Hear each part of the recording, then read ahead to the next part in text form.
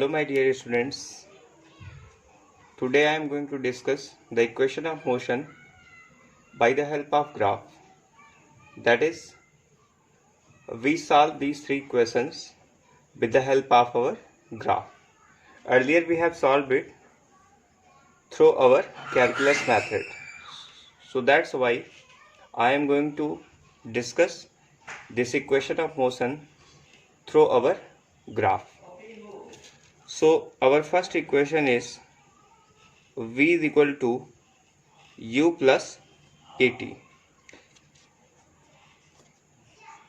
इस ग्राफ से हम आपको कुछ पॉइंट्स बताना चाहते हैं कि जब हमारा ऑब्जेक्ट इस लोकेशन C पे था तो उसकी इनिशियल वेलोसिटी u थी और उसने अपनी फर्दर वेलोसिटी को क्या किया, इंक्रीज किया, और उसमें टाइम क्या हुआ, टाइम भी इंक्रीज हुआ। तो फर्दर वेलोसिटी के इंक्रीज होने से टाइम इंक्रीज होता गया और एक ऐसा समय आया जब हमारा टाइम कितना हो गया t, तो हमारी वेलोसिटी कितनी हो गई v।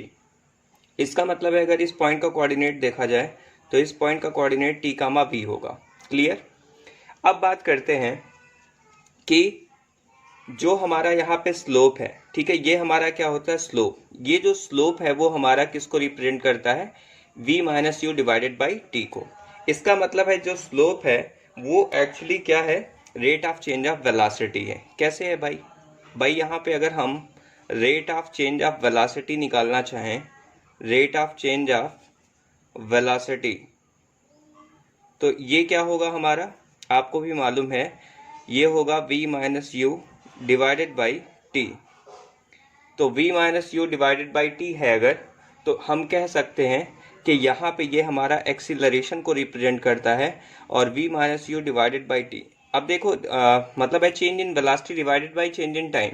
तो चेंज इन वेलोसिटी कैसे निकालते हैं भाई, पहले वेलोसिटी कितनी थी, इनिशियल u थी, बाद में कितनी हो गई v, तो चेंज इन वेलोसिटी कितनी होगी v माइनस यू, और चेंज इन टाइम इंटरवल कितना होगा t minus zero, that is t, simply t।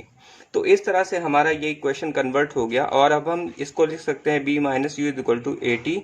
So that's why b is equal to क्या लिख सकते हैं, u प्लस ए टी लिख सकते हैं। सो that's why this is our equation first. And in next equation we can derive ut plus half a t square. Clear.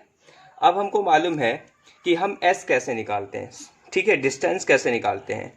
तो distance होता क्या है, area covered under the graph, मतलब है इस ग्राफ के अंदर जो एरिया है, ये ट्राइंगल का जो एरिया है प्लस ये जो रेक्टेंगल का एरिया है, इसको हम क्या करेंगे, दोनों को ऐड कर देंगे, या हम सिंपली इसे एक ट्रेपेजियम मान सकते हैं। ठीक है, ये एक क्या है, ट्रेपेजियम का शेप है। तो हम लिख सकते हैं s is equal to area of trapezium. Trapezium क्या है, ADEU या ADEC भी लिख सकते हो, कोई दिक्कत नहीं है। तो यहाँ मैंने लिख दिया ADEC, और एरिया ऑफ द ट्रेपेजियम क्या होता है, half sum of its parallel side. ठीक है, यहाँ पे मैं लिख दे रहा हूँ सम ऑफ पैरेलल साइड, ठीक है, और मल्टीप्लाइड बाई, ठीक है, हाइट, परपेंडिकुलर हाइट यहाँ पे लेंगे। कौन सी हाइट लेंगे, यहाँ पे मैं लिख रहा हूँ परपेंडिकुलर हाइट। कोई कंफ्यूजन, नो। अब यहाँ पे मैं लिख रहा हूँ half of sum of its parallel side. देखो पैरेलल साइड कौन कौन से, ये पैरेलल साइड तो है नहीं क्योंकि ये इसके क्या है, नॉन पैरेलल है। तो यहाँ पे ये वाली साइड प्लस ये वाली साइड जो दोनों है पैरेलल साइड्स हैं। इसका मतलब है इसकी वैल्यू कितनी है भाई, यहाँ 0 से लेकर यहाँ u तक है, तो इसकी साइड कितनी है u, और ये 0 से लेकर v तक है, तो टोटल v। इसका मतलब है हम लिख सकते हैं u plus v multiplied by यहाँ पे क्या लिख सकते हैं t। कोई कंफ्यूजन नहीं। तो अब हम यहाँ पे क्या ले सकते हैं, u plus v is equal to क्या था, v इज इक्वल टू अभी हमने निकाला था, v इज इक्वल टू क्या है, u प्लस ए टी है। तो यहाँ पे हमने यूज कर लिया u plus A T multiplied by यहाँ पे t कर दिया। तो यहाँ मैंने लिख दिया half u plus you 2u और प्लस यहाँ पे ए टी हो गया इंटू टी हो गया। तो इसका मतलब ये लिख सकते हैं, देखो मल्टीप्लाई कर दो हाफ से तो ये सिंपली u हो गया, ठीक है, और इसके साथ t अंदर आ जाएगा तो यहाँ पे ut हो जाएगा। अब देखो टू हाफ तो रहेगा ही ए टी के साथ, और t और है तो हाफ ए टी स्क्वायर हो गया, है ना। तो इसका मतलब क्या है, s is equal to u t plus half a t square. ठीक है, ये हमारा किस मेथड से हम लोग निकाल रहे हैं, ग्राफिकल मेथड से निकाल रहे हैं। ठीक है, अब थर्ड इक्वेशन ऑफ मोशन की बात करते हैं। यहाँ पे जो थर्ड इक्वेशन ऑफ मोशन है वो हमारा कैसे निकलेगा? देखो यहाँ पे बहुत सिंपल है। जैसे अभी बताया, एस क्या होता है? एरिया ऑफ द, क्या होता है बताओ? Area of trapezium A D E C होता है। और अभी इसका आपने एरिया कितना लिखा? हाफ। ये देखो यहाँ पे आपने क्या लिखा? हाफ v प्लस यू, ठीक है, into t. U plus v लिखो या बी प्लस यू लिखो, बात एक ही है ना? मेरी बात समझना। अब इस इक्वेशन से अगर मैं देखूं, यहां से देखो ध्यान से, तो इस वाले एक्सप्रेशन को मैं लिख सकता हूं v minus u divided by, यहाँ पे देखो a is equal to t लिख सकते हैं। यहां से ये निकल आएगा ना, तो यहाँ पे उठा के t की जगह पे पुट कर दीजिए आप। तो हाफ क्या होगा? v प्लस यू ब्रैकेट में v माइनस यू, ठीक है, क्लियर। अब ये v plus you, v minus you दोनों एक साथ हैं, और डिवाइडेड बाई यहाँ पे क्या है? a भी है, तो यहाँ पे s हो गया। अब s इज इक्वल टू क्या होगा? हाफ क्या होगा? v plus a plus b और a माइनस बी, तो यहाँ पे क्या होगा? v square minus u square divided by a। इसलिए इस इक्वेशन को हम इस तरह से कन्वर्ट कर सकते हैं, 2as is equal to v square minus u square, or we called it v square is equal to u square plus 2as। Is there any confusion regarding to this formula? नहीं। तो I think कि आपको ये equation बहुत ही बेहतर तरीके से clear हो गया होगा, है ना? और आपको मालूम है यहाँ पे जो सिंबल्स हैं वो ऑलरेडी मैंने आपको आगे मेंशन कर दिया है कि सिंबल्स क्या होते हैं। आप भी जानते हो, मतलब फाइनल वेलोसिटी है, यू क्या है? इनिशियल वेलोसिटी है, ए क्या है? एक्सीलरेशन है, टी क्या है? टाइम है। ये तो सबको पता होता है, इतना नॉर्मली आपको सबको पता होगा।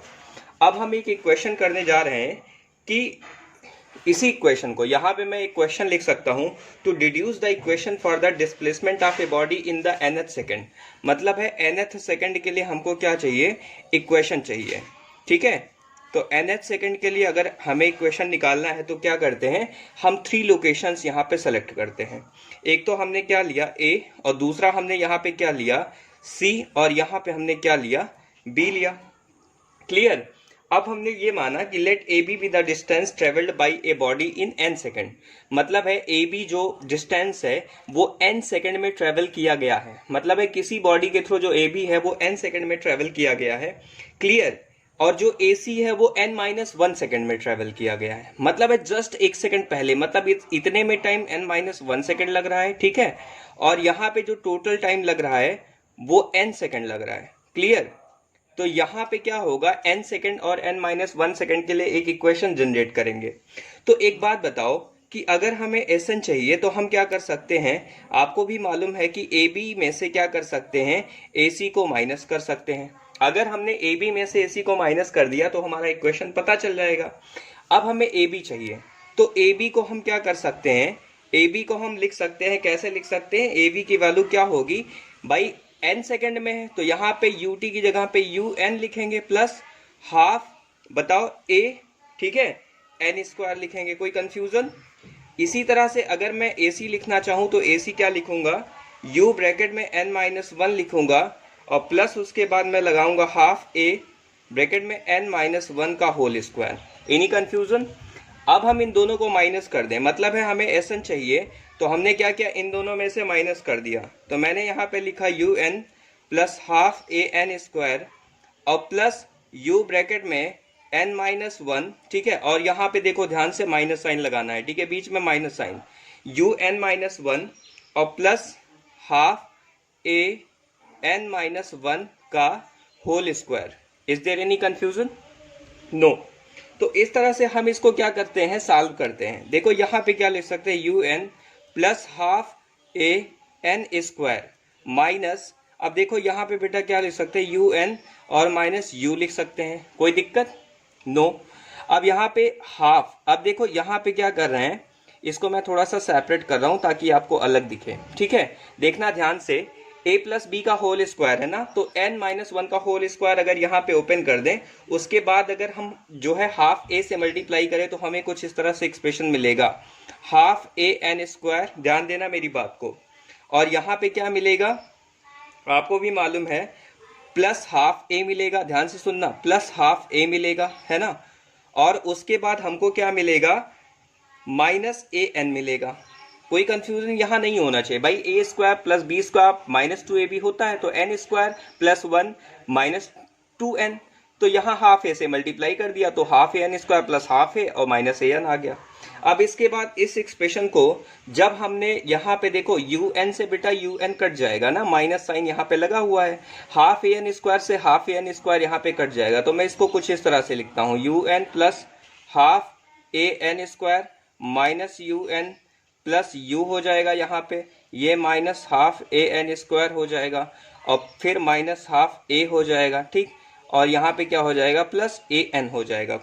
कोई दिक्कत नहीं।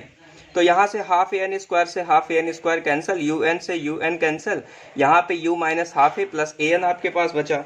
तो इसलिए इस इक्वेशन को हम लिख सकते हैं s n is equal to u plus a bracket में n माइनस 1/2, n माइनस 1/2, ठीक है। क्या लिख सकते हैं, s n is equal to u plus a bracket में n माइनस 1/2।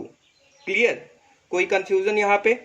तो हाफ यहाँ से बाहर ले सकते हो, इसी को हम इस तरह से भी लिख सकते हैं, क्या लिख सकते हैं, u, ठीक है, प्लस हाफ a, ठीक है, ब्रैकेट में क्या लिख सकते हैं 2n माइनस 1 कर सकते हैं। भाई यहाँ पे n के साथ 2 था नहीं, इसलिए 2 से मल्टीप्लाई कर दिया।